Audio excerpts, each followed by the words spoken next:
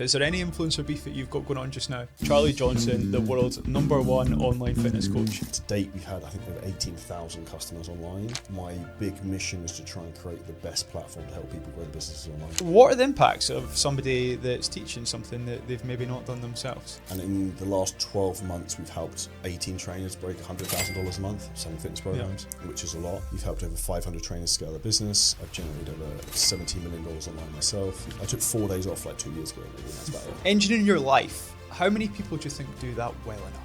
Probably no one. So I got the 2 Comma Club X award for selling over $10 million through one single website with ClickFunnels.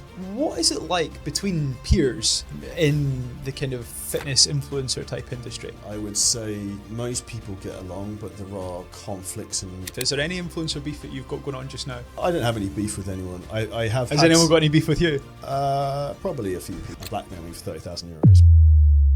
So that's the fundamental flaw in education. Like, the most important thing is traffic first, because if you don't have eyeballs, you can't get clients. You really understand content, don't you? I had a payment processor shut down. It cost me £250,000. I then had my Instagram account disabled multiple times. I've spent $1.67 million in Facebook ads. I've literally taken myself all the way to, like, I lose everything, I'm out my house, I'm finished, and I go, oh well, I'll just sort it from there then. I look back and I'm like, that was the fucking worst time of my life by far. Welcome to the show where we talk to successful people about the bits you don't see. Today, we're talking to Charlie Johnson, the world's #1 online fitness coach. Charlie, how you doing? Yeah, very good, thank you, very good. I'm looking forward to insightful conversations there around business, probably mindset, and get some stuff maybe to buy and fitness-based. Yeah, fantastic. Anything like that, free-flowing. We'll just have a chat and see what's going on. So, yeah, tell us your story. What have you got going on?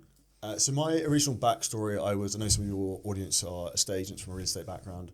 I managed a branch of a real estate agents from 21 to maybe 27, 28.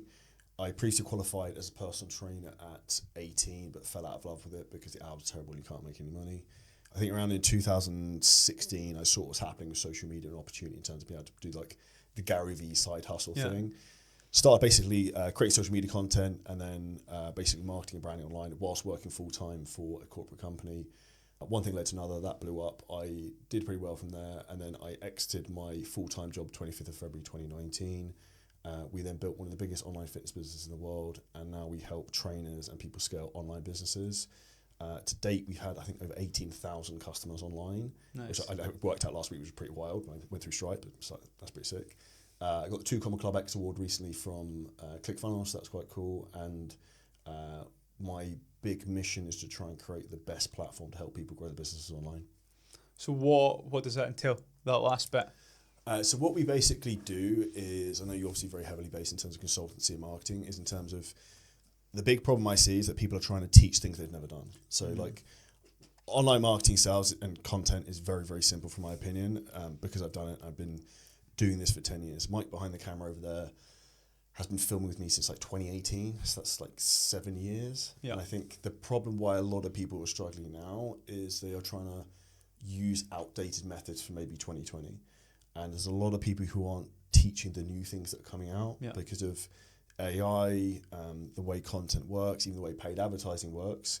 The market's moving faster and faster. So the way we really work is we look at the person, look at their offer, look what they want to do, look at their personal strengths and weaknesses. Like, if someone's really good on camera, then maybe YouTube videos would be great. If you're terrible on video, you're probably not going to make long form content. So leaning into people's strengths and what they have and what they're good at, and then basically helping them build a client acquisition system around that, because that's the area that most people struggle with initially. And I think the most important thing people need is escape velocity to get some momentum, because then when you get momentum, you get confidence, and you get momentum, you get more confidence. It's that loop.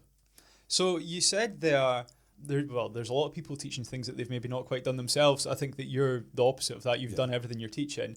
That's something that really helped me grow my consultancy. When I set up, I've got a consultancy that helps people set up glamping sites. I started that after opening my first one. And then I did my second one, and I'm now doing the big one at the NEC that we spoke about before. What are the impacts of somebody that's teaching something that they've maybe not done themselves? They're guessing with your business. So the goal of when you work with a consultancy or a business mentor or someone who's actually done the thing is they will collapse time for you, but also give you the most important thing, which is certainty and conviction. So a lot of people get very overwhelmed and anxious when it comes to business, and you are overwhelmed and anxious because you've got too many options and you don't know which one to pick. You have certainty when you're like, I just need to press that button. Yeah. And the job of a good mentor, coach, or consultant is to be like, Charlie, there's that red cross. That's the thing you need to do. Go and do that. Don't do anything else. Don't go past go. Do that and then come back. Yeah.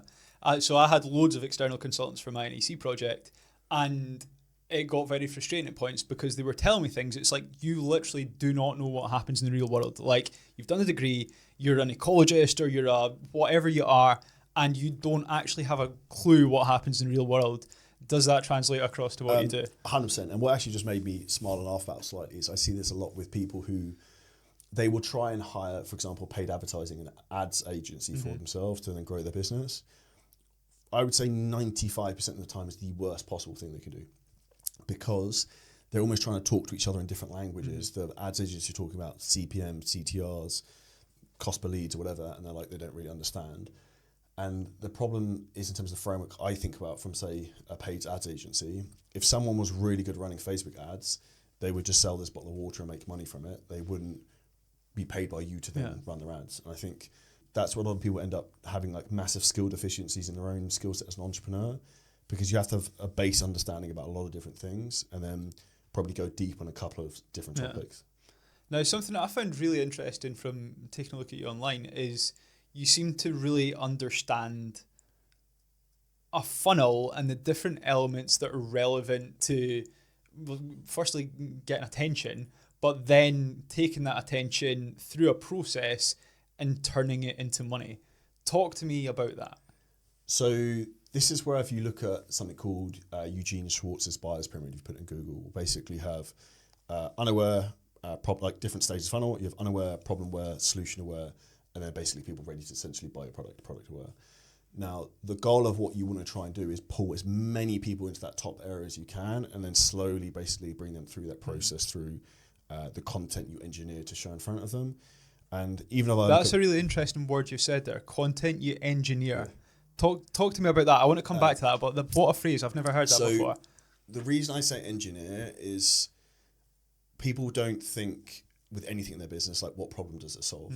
So why are you making this video? Why are you making this podcast? So for example, our YouTube strategy, we will make certain videos like the one I mentioned to you today that will go very broad, that hopefully go viral, bring loads of people in the top end funnel. Yeah. That's not probably going to convert anyone directly, but those people who come into the top end of the funnel, they might go into the really specific business videos and then get converted into a client. So by engineering, what I mean by that is you want to have specific content in different parts of the funnel, and also make sure that you are making those different types of content. Because a lot of people, say in the fitness industry, they'll make, and I see this all the time, they'll make viral content that gets loads and loads of views, loads and loads of likes, loads and loads of engagement, but they're dead broke, make no money, because they're not actually speaking to a specific person, they're not solving a problem, they're not creating problem awareness, and they don't have an offer on the back end of it. So that takes us nicely back to your funnel then. So I cut you off halfway through, keep going. So in terms of the funnel, our strategy is essentially, you want to pull in as many people in the broad demographic as possible and then essentially filter those through. So the way from an acquisition model we do that is essentially pull people on top of funnel, then create problem-aware content, then solution-aware content.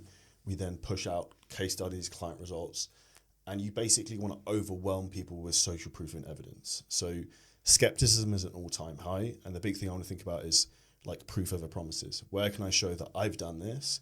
Where can I show we've helped loads of other people do this? Because that's when people have that certainty, is a big word I like. Yeah. People have that certainty in you and the product you sell. It's then going to actually solve the problem they have. And one of the big things I see people do in their own social media, they start all their content with I. They talk about themselves rather than talk about the other person. So if I could give one of the things that's helped us dramatically from a content standpoint for the last few months is really focusing on negative hooks at the beginning of everything. Right. So very negative connotations, because it will trigger people. Yeah. So if you think about why the news is addictive, it's always like negative headline, negative headline, negative headline. Yep. Like, oh, war in Russia, like, go watch what's going on. Like, they'll try and pull you in with that type of hook. Yep. And you spoke about kind of different types of content for different places. Like, give me a little example of each. So you'd market differently on different platforms. So for example, Instagram, in my opinion, is the best conversion tool as a platform, primarily through stories. So if you're not selling via Instagram stories, that's the easiest way to conversions. And the base way we do that, if you're selling a higher ticket offer, is you essentially want to drive traffic into your DMs. So we do something we call the 4C method, which essentially we help you create content, to create conversations, to create calls, to create clients. And it's a really, really easy step-by-step framework, because no one could buy anything from you without having a conversation. Like, you couldn't have met your partner if you didn't have a conversation at some point. Like, that's then kidnapping, which is probably allowed. So it's like, you have to get people to engage with you, or on the other side, you engage with them, which is where you would do warm outreach, essentially, with people who follow and engage with your content. We also run a lot of like retargeting ads. So if anyone ever clicks on any of my stuff, you'll be pixeled and never probably escape. And that's where, like, way I think about from a branding perspective is omnipresence. So that's being everywhere at all times on like multiple different platforms. And this is easier than ever before now because of the tools we have available to us from things like AI, from a content ideation and creation perspective. You still have to film the videos, but and one of the things we actually had a AI expert talk about at an event we had here 2-3 weeks ago was using AI to actually create videos of you. In my opinion, what's going to happen with this, that I don't think will work as well as people realise, because it says it's going to be AI. People are not going to know it's fake. So people will want the real thing, like authenticity. So it's going to push them the other way. And the platform I see now, which is growing in terms of traction and also conversions, is YouTube. So like, I can't tell you the last time I watched anything on actual television. I might watch Netflix occasionally, but I watched a lot of YouTube. And I know a lot of people who are also going that way. Like you said, actually, you're going to watch on your flight to Thailand. It's probably going to be on YouTube, I would imagine. So it's a case in point. What makes you the number one in the world at doing this, as your Instagram says? I've done it over and over again for a very long period of time. In our fitness business, we've helped over 8,000 clients. Well, actually, way more than that. And when I looked on Stripe, it's like 18,000 people total. And in the last 12 months, we've helped 18 trainers break $100,000 a month selling fitness programs, which is a lot. We've helped over 500 trainers scale their business. I've generated over $17 million online myself. And I did that since, from a business, I built my garden shed and then left my job as an estate agent 25th of February 2019. It's quite a short period of time. So what are these people that you're training selling? They're selling what? Like, here's a fitness program? So essentially they're selling weight loss, nutrition, training, and accountability in like a 3-step formula. And they will charge anything from $1,000 to $10,000 for these programs. And the big thing, people will be like, oh, that's a lot of money. Well, is it a lot of money? Depends on perspective. Exactly. So what's an extra 10 years of your life worth to you? What's having, if you're a high performance guy who earns a lot of money, what's having an extra 20% energy worth to you every day? What's it worth having, like, the physique you're proud of and you actually have confidence again? It's perspective to the individual who's involved. And I think people will pay a lot more than you realise for these things, because there's the 3 things that people want: health, wealth, relationships. Health is a huge one.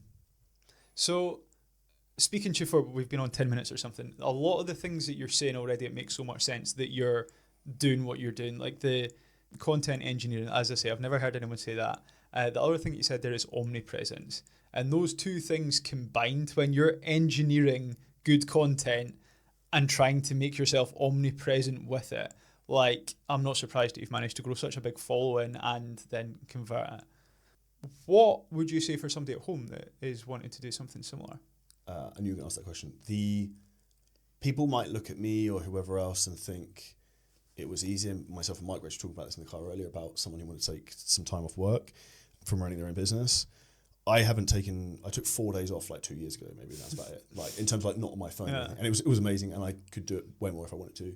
But I really enjoy what I do, and I like what I do. And this type of thing I wouldn't even qualify as work. This is like my day off. And I think the most important thing people need to understand is, like, volume negates luck. Like, if you look at my Instagram account, I've posted over 7,000 times. My fitness podcast I had originally has over 500 episodes. Our business podcast must have, 200, 300 episodes now plus. Plus our YouTube. We do 3 pieces of long form a week on podcasts and YouTube, and then 2 to 3 reels a day on like 4 or 5 different Instagram accounts. So if you do enough of something, you eventually get good. But I would say, like I said earlier, the way to collapse the time in terms of actually making the things you make being good is for someone to actually teach you how to do it. So you're so big on volume and work and activity and blah, blah, blah. There's a lot of people that, on the flip side, talk about days off and time off and relax and take a break. What do you say to that? I think it's perspective and seasons of life, and I tend to like to just work until I'm really burnt out, and then I don't want to work anymore, and then I don't work. I'm anymore. similar. Do you know what I mean? So like, if I'm on it, I want to keep working, and if you're like, Charlie, stop working, I'll just get pissed off because I want to keep working. So I think it's the way I look at business. It's like a big red shiny toy I get to play with. It's like a video game in real life, and I think that's where you're very passionate and you enjoy about what you do. That's when you will win. And the reason some people do not win is because they're doing things for the wrong reasons. Yeah. So like, I enjoy the process more than the prize sometimes at the end, because I like fucking around, just making stuff and testing stuff and like coming up with ideas and being creative, which is why I'm naturally more of a visionary, whereas you always need someone to be like an integrator to try and keep that mess together behind you as you build stuff. Yeah, that's exactly the same as me. Something you said there that was really interesting, seasons of life. So this is the thing that whenever I hear, I think Stephen Bartlett's particularly bad at it. Oh, you need to relax, man. You need to, take your time. It's like, well, yeah, you can, but you need to put in 2 years or 4 years or 5 years or 10 years at the start of blood, sweat and tears. Then you can relax. I think it's a dangerous message to give somebody that's right at the start. Oh yeah, relax, man. Take your time off to, work your Monday to Friday 9 to 5. Like, I'm there now that I can do that. You are, granted you probably don't. But I just think it's so dangerous to be telling people at the start that message. I think that's telling people a lie, and it's like telling people you can eat as many calories as you want to lose weight. Yeah. The reality is you can have your cake and eat it to some degree, but it depends on the timing of it, right? So if you want to be really, really successful and you want to have a business that crushes and you want to make loads of money and you want to have loads of impact, if you work more, will you be more successful? Yeah. Yes. The only caveat I would say to that is, am I the hardest working person I know? And is the thing I do right now the hardest thing I've ever done? No. It might be sometimes mentally taxing, but I remember being 18 and going labouring, like actual manual labour for like 50, 60 pounds a day, like carrying bricks up fucking ladders and stuff. That was hard. That was like way harder than what I do right now. I could sit in my pants and my pajamas and just work on my computer all day from home. And it's or easy. not and still get paid. Yeah, and the world continues. Yeah. So I think people should choose the hard and try and choose things that have higher leverage opportunities and upsides. And that's why I would say, for example, people who are personal trainers, like, yes, you can make good money personal training, but you're going to spend 10 hours a day in the gym and you'll eventually hate the gym. Or you can build an online business where maybe you still work 10 hours a day, but you earn maybe 5 times as much. And then if you want to go to Thailand like you are tomorrow, you can go there and it doesn't matter. Yeah.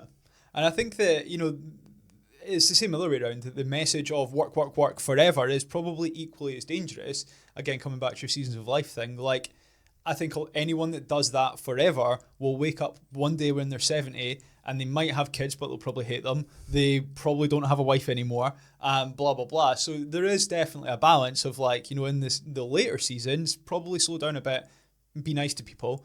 But, certainly when you're starting up, I think you need to be really pushing on it. So I used the word engineering earlier, and I would say you need to engineer the life you want.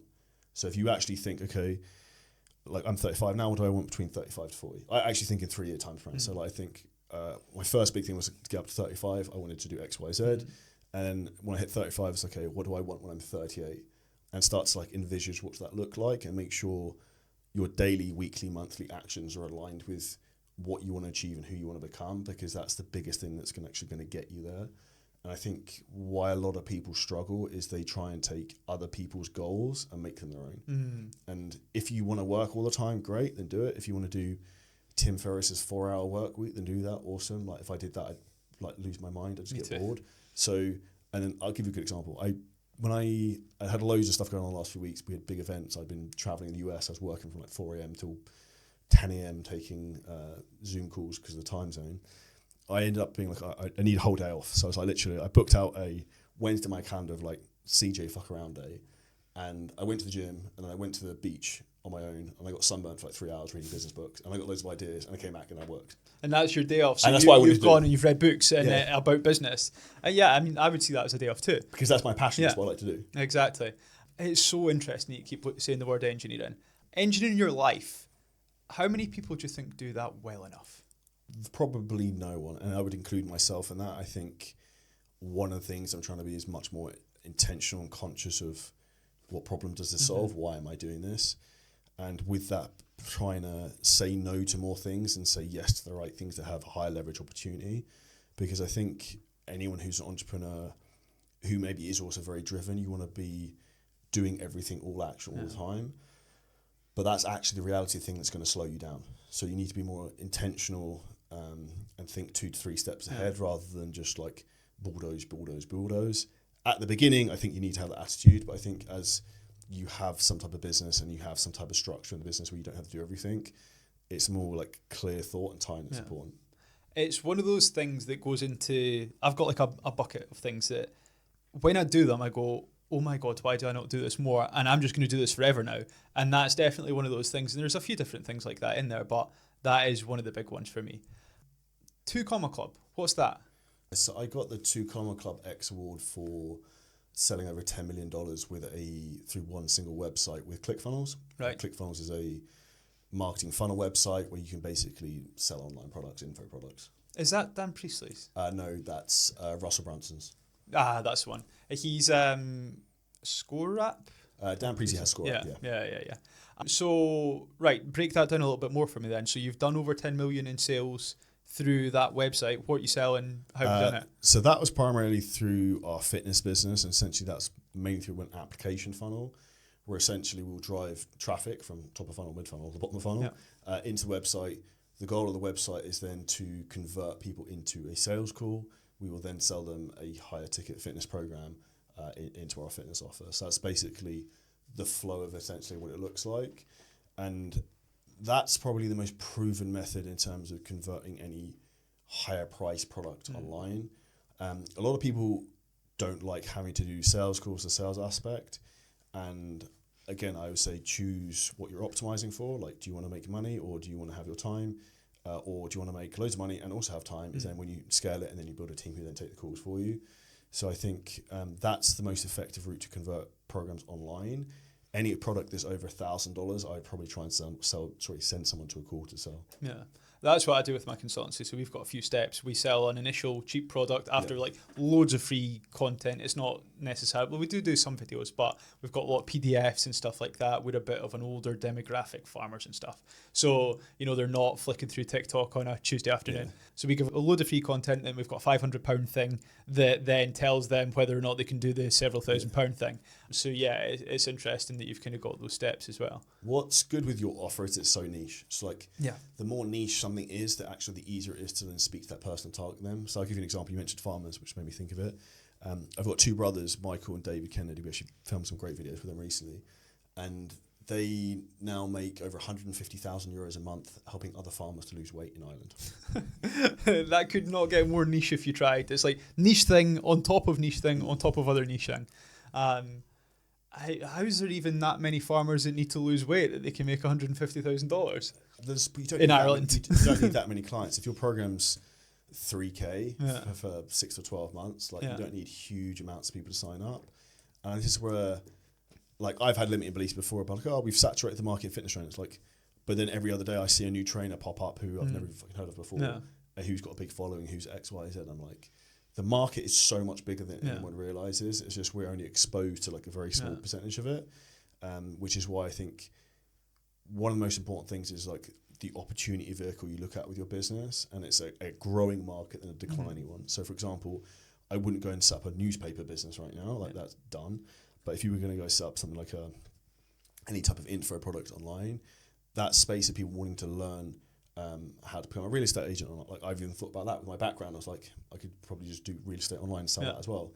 Red shiny object. But there's so many different things you can do, and the more nuanced you are, actually, the better it is. So you spoke about, here's a new person that's coming up that's got a big following and blah, blah, blah. What is it like between peers in the kind of fitness influencer type industry? It's interesting. I would say most people get along, but there are conflicts, and I wouldn't say you want to use the word conflicts. I'd say there's people who are very competitive, and sometimes people are competitive for the wrong reasons. So it depends what you're optimizing for. Do you want to be famous or do you want to be rich? Because there's loads of people I know, some the biggest fitness influencers, for example, in Dubai, who they do very, very well on all the big platforms, but financially they don't do that well. And to the point where they obsess about views and likes, but not actually what problems does they solve, what happens after that. And that's where I think sometimes these people only think about the external side of what they're doing rather than what's on the other side of that wall. So I've got a guy who we spoke fairly recently, maybe a couple of years ago or something, and for a long time we didn't like each other. We didn't really know each other. We'd never really spoken to each other, and we didn't like each other. And one day we spoke. We were like, "Oh, you're all right." He's like, "Oh, you're right as well." And we didn't actually know why we didn't like each other. I imagine that it's a little bit like that with some people. Yeah, I think I mentioned earlier, like me and James Smith, I think have had a bit of a thing like that, where from afar we've just disliked each other, but then we'd be like best friends, we put each other in a room. Because I think if you get people who are very similar, you probably clash a little bit online without actually even intentionally doing that. So I think the way people personify themselves online is often very different than the way they are, and particularly they're very good at marketing. So the way I come across online is very different than the way I am in person, and actually that's why I like making long form content, because people can see a lot more about them in the depth of the person, rather than like the 90-second reel or 60-second reel that's like as quick as possible to try and like hook people in and be engaging. How are you different, in person versus that kind of persona? I'd ask you that. What do you think? How do you think I'm different in person? I think you're a lot more introverted than what you come across. I'm super introverted. So like naturally growing up, I was very shy, very introverted, and then I learned to become extroverted almost as like a skill, which is why transparently, even like filming with the camera is pretty easy. But then when I started like doing big events myself and speaking on stages, I found that very, very difficult, like incredibly difficult. And I had to put a lot of work into getting used to that. And actually, I'd say the best thing that really helped me was to reframe that. So I used to get really, really nervous. Like I don't at all anymore, really don't care. And the reason for that is I would literally just keep saying over my head again, like, I'm not nervous, I'm excited. I'm not nervous, I'm excited. I'm not nervous, I'm excited. Because nervous energy and excitement is exactly the same thing. So you just reframe that in your brain. Yeah. So something that's really interesting about me, and like what you're saying resonates so much.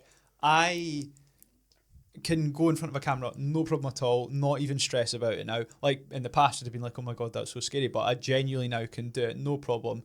I could go and stand on a stage and speak to 500 people, 1,000 people, no problem at all. See if I'm in a room of like a networking thing and it's like go and speak to those two people there, I will sit there petrified and I'll not do it. And it's the one that I've never cracked. Do you have anything like that just now that you've got going on? I'm probably similar to that. Like I think it's a British thing. So like, I find in America, like random people will just come up to you and just talk to you. Yeah, and I'm like, I find that mental. Like, what do you want? I'm always like, what do you want from me? And then they're like, oh, you're actually just being a nice human being. So I think that's a British thing, being very reserved. I personally say I'm similar to that in terms of like, if I don't know someone, I naturally won't talk to them. But I think that's just a cultural difference maybe between the UK versus maybe like the US, Canada, and Australia is very, very different. Yeah. So we moved on a little bit from something I wanted to ask. We touched on kind of influencer beef. Is there any influencer beef that you've got going on just now? I don't have any beef with anyone. I have. Has anyone got any beef with you? Probably a few people. I've had some other like competitors who've had issues with me in the past, but then one of the things I would say is people only take shots at people ahead of them, whereas like I don't fucking say anything about anyone online because the best thing you can do is just do nothing. And I think. And this is actually funny, it's a true story. So someone made a shitty piece of content about me saying X, Y, Z.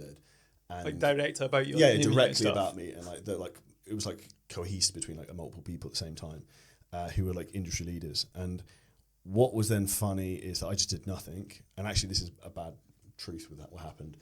They were also paying a hacker to try and disable my Instagram account. No way. And blackmail me for 30,000. That's shocking. Blackmail me for 30,000 euros. But... and it gets worse, they're actually trying to do it to our clients as well at the same time. So it was like a bit of a pain in the arse, to say the least. But the second thing that happened, which actually happened recently, which was quite funny, was a client signed up with us and he was like, oh, your YouTube's sick, you've helped me so much. And he's like, do you want to know what's funny? I was like, what? And he's like, I found out about you because so-and-so's like, you're online. And I was going to say that. I looked you up on beneficial. Yeah. I was actually listening to the book, and I said to Mike earlier, the 48 Laws of Power this morning. Yeah. And it was talking about like, notoriety and like getting your name out there, even if it's like technically bad press, is just funneling people into you. 100%. Because if your shit's really good and you're really good at what you do, like there's no reason that's actually not a bad thing because you're just pulling more people to know who you are. Yeah, I completely agree with that. So on that beef, how did it end? Like where did you speak to them about it? Because that's like dissolved. Yeah. I just did nothing. And eventually it just dissolved. And I think I thought about doing things replying, but it's just in the end, it's just not worth it. So like, it just keeps it going. yes, it's never fucking. And I see people do it online all the time. It's just like back and forth on this. It's just pointless. And that's like, what problems does it solve? I just want to run my business and help people make money. So I don't really care what you guys want to do. You can go and fucking make videos together and do whatever you like, and I'll just keep focused doing my thing. And that's what actually is funny then, because those people get more pissed off because you don't even reply. Yeah. The one thing that I do find interesting about that is like, it's one thing to slate you. It's one thing to, you know, have a beef, but to actually hire a hacker to try and get into your account, that's mental. So what they were doing, they were disabling our account. So like, for example, I had a big event in Marbella, like with all of our clients, and the exact moment our event started, I think the first day, my account got disabled. No way. But I got it back 30 minutes later because I had a hacker on my end who came back. So that's why it wasn't really going anywhere. But it was an interesting scenario that happened, but I also think it was a good thing because it also taught me a lot of valuable skills in terms of how to deal with awkward scenarios, but also not being impulsive and also using my ego to like snap back at people. Yeah. And how do you know that they did it? Because without going too in depth into it, there's probable cause quite heavily from some other people who work in their team. Okay. And then I also, so this is what's probably actually more shocking, the whole thing. We went to Facebook and they were like, yeah, we can't help you with this. Like, you need to speak to that problem. Yeah. We went, so they were like, go speak to the Irish cyber police. One of my team was in Ireland at the time. He went to the Irish cyber police. They were like, there's nothing we can do about this. So you can take laws into your own hands. So I was like, violence? Like, you know, petrol bomb their house? Like, what does that mean? So that I think is very interesting if you're a UK taxpayer and the system is there to try and help you with these types of things, and they don't want anything to fucking do with it. Yeah. I think that that's a really scary thing about online people, right? Is like, you have your Instagram page or your TikTok or whatever, and if that goes, like, everything's gone. I think the really big one that you notice just now is OnlyFans people. Like, they've got like 3 and 4 accounts because like they're in an industry where it's going to, you know, potentially get shut down. They've got all these different bits as well. Do they disable OnlyFans accounts then? Well, I don't know. I've put 2 and 2 together. That's, you know, you see them maybe have 3 different accounts and it's like backup account and stuff like that.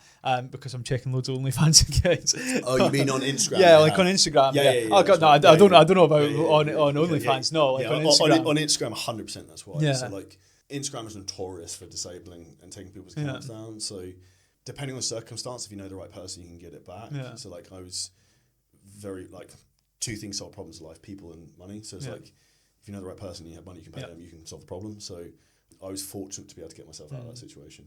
I had a similar situation, not like somebody was, it was somebody attacking me, but not for a personal reason. It was like Chinese hackers or whatever. They got into Instagram, they changed it to like a jewellery page or something because we had quite a big following, and started trying to sell it as jewellery. And it took us maybe 2-3 weeks to fix it with Meta.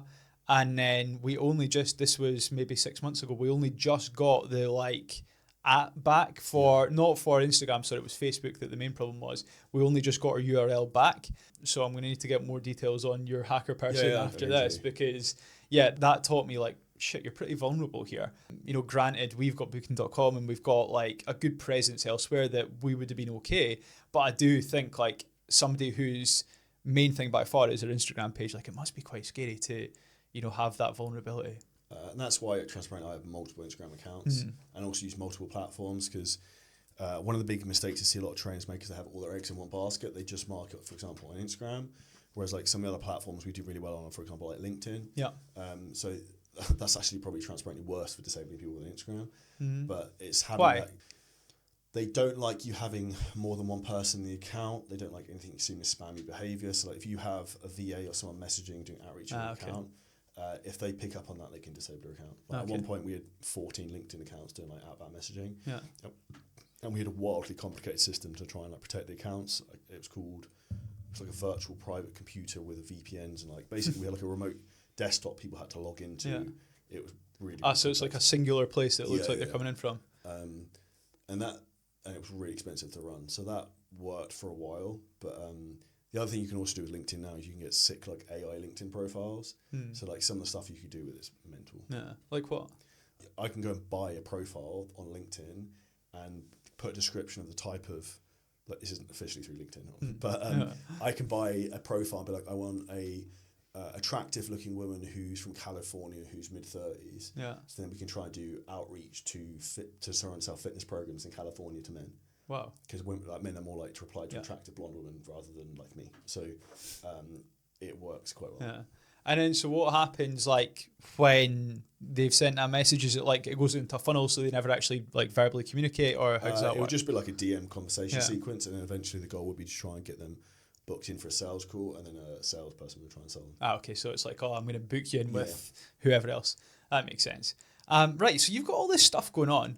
Something that I noticed is that you were quite a long time ago a PT, and it didn't go very well. How do you get from that to like teaching people who are above PTs to do what they do? So that's the fundamental flaw in education. So in school, you are taught business from someone who's never run a business. You are taught financial don't education start me. from Oh someone my who has no God. money. Yeah. And then in PT school, you're taught how to safely train people, but you're not actually taught how to run a business. Yeah. Which the whole point of being a personal trainer is you actually have to be able to make an income to be able to support yourself. So I think very much a lot of these education companies sell people a dream, and that's really my mission, is to help people not be in the same situation I was, where like I had the skill set, but I didn't really know how to market and to get clients. And I certainly back then didn't know how to do anything online.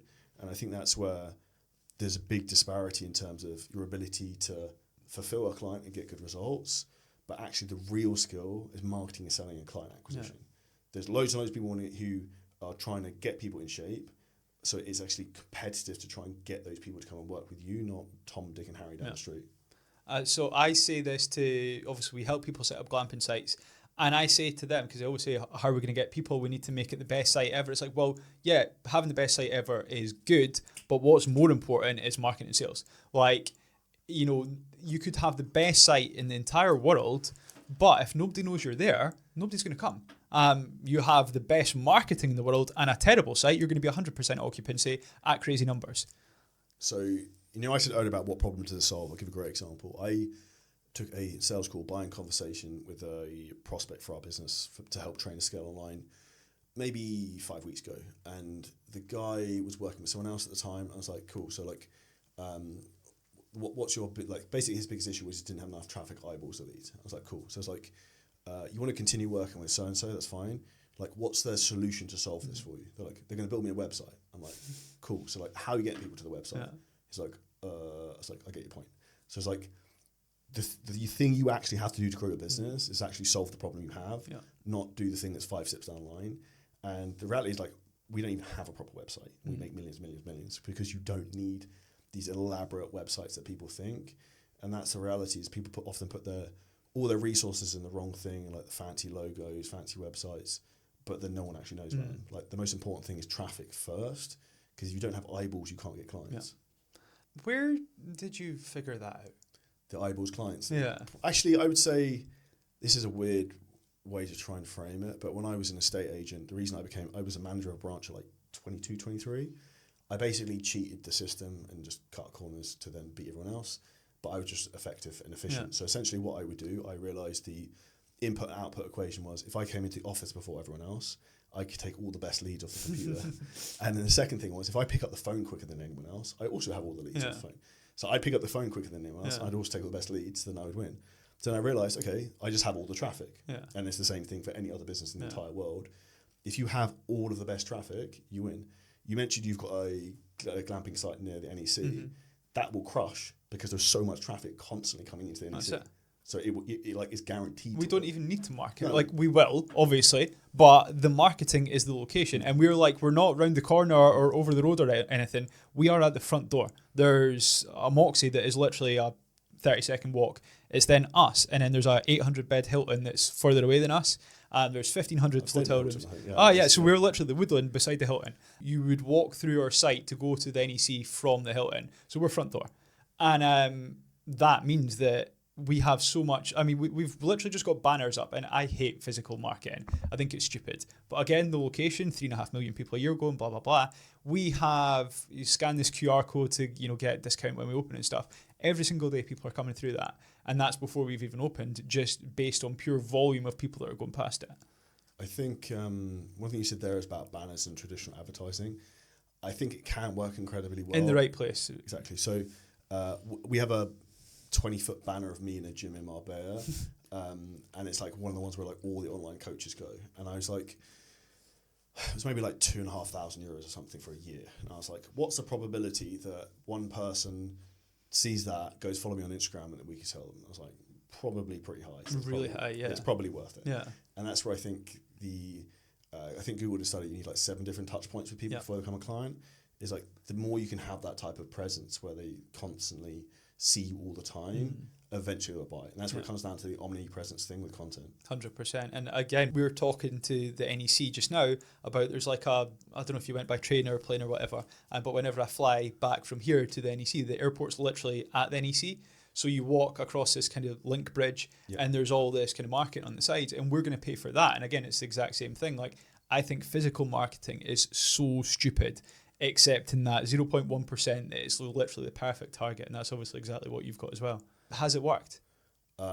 You can't track these things. And actually, this is why I'd say that's one of the reasons I don't like it. Yeah, so we're trying to scale our paid advertising quite a lot. I spoke to a good friend of mine who runs a ads agency. They run ads for like airlines and stuff like that. So they have budgets of like 50 to 100 million. And he's like, at some point you can't really track this because they're coming from so many different places and so many different touch points.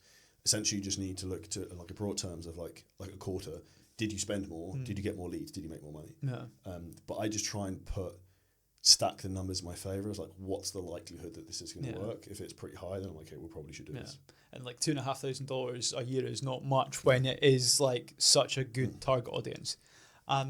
Something else, you're a ski instructor too. Yeah. Talk to me about that. So I qualified as a ski instructor when I was 18 with the CSIA, which is the Canadian Ski Instructor Alliance. I would say that's probably my biggest passion outside of fitness and business. Not that I get to frequent it as much as I'd like here. Obviously, you can go skiing to Dubai Mall, but it's not quite the same thing. So to take back about me being really introverted and like spend time on my own, one of the reasons I actually really like skiing so much is there's nothing more peaceful than if you go to the top of a mountain and you cannot see anyone, you cannot hear anyone. There's no sign of human being. It's just like silence and like perfection and pristine. For me, that's like bliss. I'm the exact same. I'm literally the exact same. And obviously there's extroverts that like get energy from being around people. I'm the opposite. It kind of takes away from me. My favourite time of a day, of a week, is I come downstairs at 4 a.m. when nobody's awake, and I sit and I read my book, and that's like my time when it's just like so quiet and there's nothing going on. And it's so interesting that there's so many parallels between us, I think. Yeah, and I think that's where a lot of entrepreneurs have very similar character traits, because you have to have certain characteristics to want to go and do some of these crazy things and take risks and probably put yourself out there and know that most likely probably 9 out of 10 times it's not going to work, but you need to get it to work once. Yeah, that's it. That's such a good point as well. Like, you could literally try something 100 times, 99 go wrong, 1 goes right, and it's the one that, you know, outweighs the other 99 by a million times. What else have you got going on? At the moment, we are building a software business, which is a lead generation tool, which will accompany with what we do with trainers, but it will work on a broad spectrum on every other online business from a lead generation acquisition point of view. Our other big things we're focusing on is growing our own social media and branding. So we have a pretty cool like media business basically we're building around like YouTube, podcasts, and really trying to push that out to give as much value as possible. Yeah. You really, really, really understand content, don't you? It's impressive. What's your proudest moment? My what, sorry? Proudest moment. Oh, that's a dark question. My proudest moment. This is probably something I think I remember the first time we did a big business event here in Dubai and it crushed and I was really nervous beforehand. I remember going for a walk around the marina afterwards, like, you fucking did it. Like, I've probably suddenly had killed any doubt of me having an imposter syndrome at that point. I think that was probably me shedding the previous identity that I had. Yeah. Because up until that point, I was always like, you're not good enough, you're not good enough, you're not good enough. Like, massive insecurity. Not that I don't still not have insecurity, it still drives you. But I'd say that's probably something that sticks out. Yeah. That is going to be the same as me with when my NEC site opens. But like when I started that, I was like, there's no way I'm going to be able to pull this off. And now we're actually about to do it. I know that the day that it's actually open, I'm going to stand there and be like, wow, I actually did pull this off. Imposter syndrome, you mentioned there. Do you still get that? Not anymore.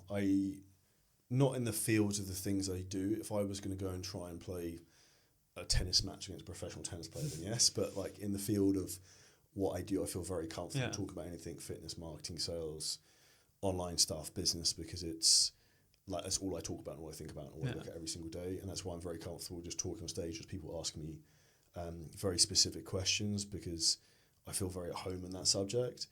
I would say that I think imposter syndrome is something that stifles a lot of people, but actually one of the reasons they get stifled by that is, like you were referring to earlier, they want to take too much time off, whereas I try and think about, like, how can I outwork imposter syndrome? If I just do enough of stuff and have enough like credentials behind me, I just like, well, I've achieved all this other stuff, like I clearly know what I'm doing at this point. Yeah, makes sense. Okay, so bits you don't see. You have given me a lovely post that you didn't know that this was coming, but I've screenshotted the post from your Instagram that literally talks about the bits you don't see about your life. But before I go on to that, tell me about some of the challenges that you've faced that have got you to here. Firstly, I'd say I was probably crippled with anxiety a lot when I ran my business from the very beginning, and I think a lot of that is just I didn't know what I didn't know. I remember distinctly realising that what a Stripe payment dispute was. I had 75 on from a low ticket program we had. I was like, didn't realise that each one of those also cost me £15, and they can have your account shut down. So I from that from another one, I had a payment processor shut down. It cost me £250,000. I then had my Instagram account disabled multiple times, and probably the worst example of that was January 6th, 2022. I ended up getting divorced from a 10-year relationship. January 7th, I then ended up having to give away my house, all my personal possessions. January the 8th, I'm sitting about to speak on a big podcast in Kingston in the Hilton Hotel, because I've been kicked out of my house. And open up my Instagram, bang, disabled. I was like, fuck. And that was like 90% of my revenue at the time. And the reality, I look back and I'm like, that was the fucking worst time of my life by far, because my personal life was imploding. Like my business then, I'm like, is fucked. And I'm like, this is not good. And I'm now moving to a country and this is all happening at the same time. So I was like, okay, this is fun. And I was like, but I also do remember thinking, like, you'll come through this and there's no other option, just to keep going. Like the way I try and digest problems is I break down the math of like, okay, cool. So like, imagine all that lead flow and revenue's gone from that asset. Where else have you got money coming in through? What's the bare minimum you need to run your business? Like, how can you make this work? And it would have been fine anyway. But it was actually one of the best things that ever happened to me, because the reason... Everyone always says that. Always happens. Because it forced my hand to get really good at paid ads. So I learned how to run paid ads on another Instagram account, and we did pretty well from that. And then lo and behold, 3 weeks later, I managed to get my Instagram account back. And I remember being, I think it was like a Presto Manger coffee shop in London. I was about to go and speak at a friend of mine's, who actually lives in Town Square, ironically, a friend of mine's real estate event. And I literally just like shouted at people, like, what's wrong with this guy? Because that for me was just a massive relief, because it's such a big asset to get back. That was probably the most difficult period. It always happens together, doesn't it? Like that's the one. It's in threes. Yeah, it's like bang, bang, bang. It's like nothing else can happen that's bad. And then this new random thing comes along. It's like, how has that happened? Like your Instagram account. What are you feeling when that's happening? Anxiety, fear, adrenaline. This sounds really, really messed up, and this is probably a psychological warpedness of mine, but I like problems to solve. Yeah, I'm exact same. So I'm like, fuck it, let's see how good I am now. Like, I speak to my life coach about it all the time. He's like, you need to stop liking problems so much because you're creating them to fix them. So subconsciously you do this, and then I also realised on the first this month, I was like, business has gone pretty well last month too. I'm like, I'm getting bored. I want to go and do some stupid shiny object. And I could feel myself getting that urge. So I literally sat there and just went through all of our figures and like realised that I just need to keep doing what I'm doing and not do anything stupid. Yeah. Whereas the reality is that business at a certain point is just doing the same thing over and over and over again and just getting better and better at it, rather than trying to reinvent the wheel. Yeah. Right, let's take a look at this post. I'm going to just read out some of these things to you and then just talk to me about them a little bit. They see the Forbes feature. They didn't see me working 70 hours a week as an estate agent plus running my online business doing 250k a year. How do you manage all that together?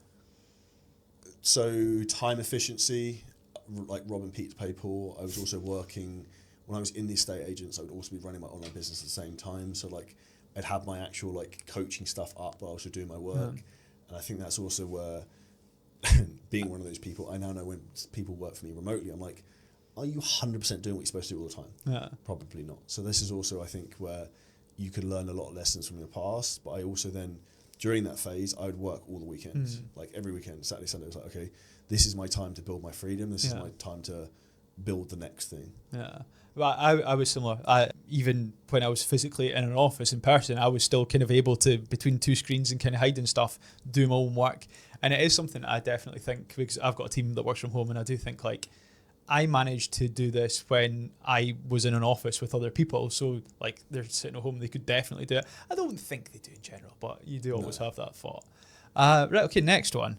They see the ClickFunnels $10 million award on my wall. They don't see the 3 a.m. panic attack, wondering if I'll make the bills that month. So that would be an example in terms of that period, potentially in January, where of that year where my Instagram account got disabled, or actually even probably the year or two before that, where one of our payment processes got shut down, and I was basically thought I was going to get banned by Stripe from every payment processing platform we had. So that I think is where, for me, helping other people with their businesses, I can give a lot of insight, because anything that's happened to you has happened to me. Payment processors, Facebook ad account disabled. I've been disabled on YouTube, Instagram, pretty much every other platform. So LinkedIn, it's just knowing how to navigate stormy waters is an important skill. Yeah. Something I do in your kind of January period that we were talking about there, and it seems like you maybe do something similar, is I'll think worst case scenario, not in a way of I'm going to sit and panic about it. Think, right, okay, well, if that thing that you're worried about does actually happen, what will happen then? It's like, well, actually, I'll just do this and this. Okay, what about if that doesn't happen? Well, I'll just do this and this. And it's like, I've literally taken myself all the way to like, I lose everything, I'm out my house, I'm finished. And I go, oh, well, I'll just sort it from there then. And that's something that's always helped me in these times, is like, I can take it to as bad as possible and still be okay. So I'm sure I'll fix this one. And if I don't, I'll fix the next one and it'll all be right. You only fail when you give up. Exactly. And don't get me wrong, I've sometimes been close. And there's loads of times I've been like, fuck this, I don't want to do this anymore. And that happens quite frequently. That's more probably me just being frustrated with myself and probably not being as strategic as I should be. Whereas now I'm trying to slow as smooth as fast, trying to slow down to then go faster. Whereas before it was more of a whirling dervish. Whereas now I'm trying to be more like strategic with my time and energy and the resources of our business. Makes sense. This is so handy having this, by the way. They see the Men's Health Spotlight and Apple News features. They don't see the 47 failed ad campaigns that drained my savings before finding that one that worked. Yeah, I've spent $1.67 million on Facebook ads. And like, this is where Facebook ads has a huge upside. So like, there's not many things you can do where you can hit one home run that's equivalent of hitting 100. And that's where you have to test, but also know what you're doing. So like, I'm constantly trying different things and just basically educated gambling with Facebook ads. And when you know how to do it, you've got a good intuition in terms of what will work. But one of the things that people have to understand is you have to have the other processes in your business to work. So you have to be good at sales. You have to know your LTV, CAC, like cost to acquire a customer. Like really have good fundamentals of your numbers to then be able to make data-driven decisions rather than emotional decisions. And it's easy when you've got the data, because if you know that a customer is going to make you $50 and you can pay $10 to get them, then you put in all the dollars. How many dollars can I put in the front? Yeah, all of them. Like literally, how many can I do until something happens? Yeah, that makes a lot of sense. So of the $1.whatever million you've spent, how much of that do you think was good? And how much do you think was like that did not work? I would guess probably half is probably just spanked into like testing things and fucking around in some polite terms. And I think that's where you've also got to be okay to take it on the chin with that. But what I'd also say is that Facebook ads are way more profitable than you realise. Because if I look at my ad account and see like we've had 50 million reach in the last 12 months or whatever it is, I'm like, that's a lot of people who've seen me. There is a untangible ROI on that you don't directly correlate to the Facebook ad. So I think ultimately, that's what I said to you earlier, I try and just look like we're trying to spend another 10-20% this month. If we spend more, do we get more leads and do we make more money in base terms? Yeah, makes sense. Okay, next. They see the 8,000 plus transformation stories from clients. They don't see the clients who quit, the refunds are processed, or the times I questioned everything. I'll give you an example. This is like the retardedness of some people. We had a guy saying that signed up from the US. I think he only paid like £750, and he thought all of his meals were included and going to be delivered to him. That doesn't surprise me. Obviously fucking not. Like, we've never said this to you. And this is where, like, I remember I took some sales calls before where people would blatantly lie what said to them. It's like, I took that call. I never said that because I would never have said that because I know we can't do it. And I think that's where people will only hear what they want, but people should just make shit up sometimes to try and get their money back. I also think this is one of the downfalls of online businesses in the way like payment dispute services work, because 90% of the time they always side with the customer. I mean, I had it yesterday. I got a delivery ordered, and they gave me the wrong amount of the boxes of Mantra, and I pressed a button and said it's wrong, and they literally just gave me the money back. It's like, well, actually no, they just gave me the wrong ones. Like, we could figure something out here, but instead you just gave me all my money back. I think you're probably in quite a good industry that if people fail, they're probably going to be too embarrassed to come and complain. Certainly, like fitness, maybe the coaches is a bit different, but like I've got a mate, Scott, who's got a company called the Transformation Challenge, which you pay $100, you get a program, and then the winner gets, like, I think the biggest one's been $50,000, and he gets almost no complaints because either they do it and they do well, or they don't do it, and then they're too embarrassed to say, oh, well, it's not worked because I've not done it. Is that similar with... I would say from that type of offer, generally the people who pay the least tend to be the biggest problems. Wanting refunds and like, oh, this isn't made any difference. Like, dude, you've probably not actually done it properly. You did it for one day and you're expecting to look like Brad Pitt. Like, it doesn't work like that. So I would say, from my own experience, the more people pay, the more they pay attention, the way easier clients, they actually want less time. Which is why, for my own fitness business, we used to have a low ticket program like that called Shred and 8. It was £100. We used to sell like 800 to 1,000 people on that every 8 weeks. And I remember a client signing up from that who then paid me £9,000 for a year's coaching one-to-one with me. And I was like, why am I doing this now? Like, I'll just get more of these guys. And then we just did that. So I think that's where no one wins by being the cheapest. Exact same with my glamping site. So the people that come and they pay £400 a night, they give you a great review, you never hear from them. The ones when it's the winter and there's a discount code and they're only paying 120 quid a night or whatever, they're having a big hoo-ha. And like the ones that are paying 400 quid a night, they've booked for a week, they gave us $2,500, you never hear from them. Other than, oh, that was great, thank you, when can I book for next year? Right, next. They see the 500 plus fitness trainers we've helped scale 6 and 7 figures. They don't see me staying up until 2 a.m. answering their panicked messages when their first launch flops. So I get this all the time, and I think this is the challenge. I respectfully had some business experience when I came into the industry from my background running someone else's business, essentially.